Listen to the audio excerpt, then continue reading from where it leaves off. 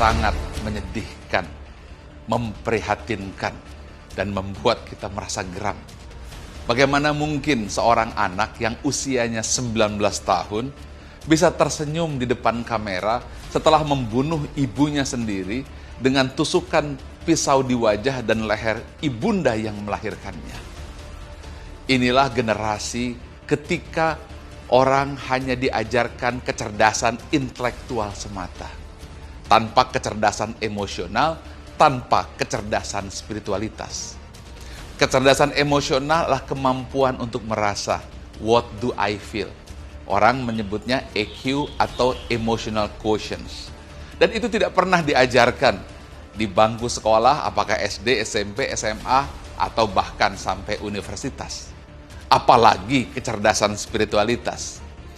Kecerdasan spiritualitas atau SQ atau spiritual quotient atau spiritual intelligence, itulah kemampuan untuk mendengar hati nurani dan faham siapa jati diri dan suara hati fitrah yang terdalam atau who am I.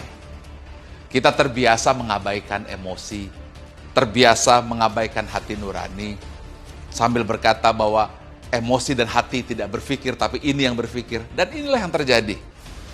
Seorang anak membunuh ibunya, 151 kali tusukan dan tersenyum di depan kamera. Mudah-mudahan ini pelajaran untuk kita semuanya.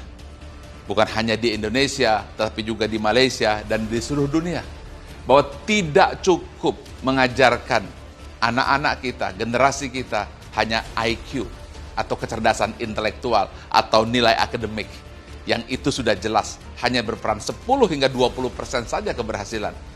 Tanpa adanya kecerdasan emosional, kemampuan merasa, tanpa adanya kecerdasan spiritual, kemampuan untuk mendengar nurani yang terdalam. Mudah-mudahan ini menjadi pelajaran besar agar kita mengajari anak-anak kita IQ, tapi EQ dan SQ sebagai kecerdasan paripurna yang harus dikombinasikan. Ingat, mengajarkan orang tanpa hati nurani tidak mengajar sama sekali.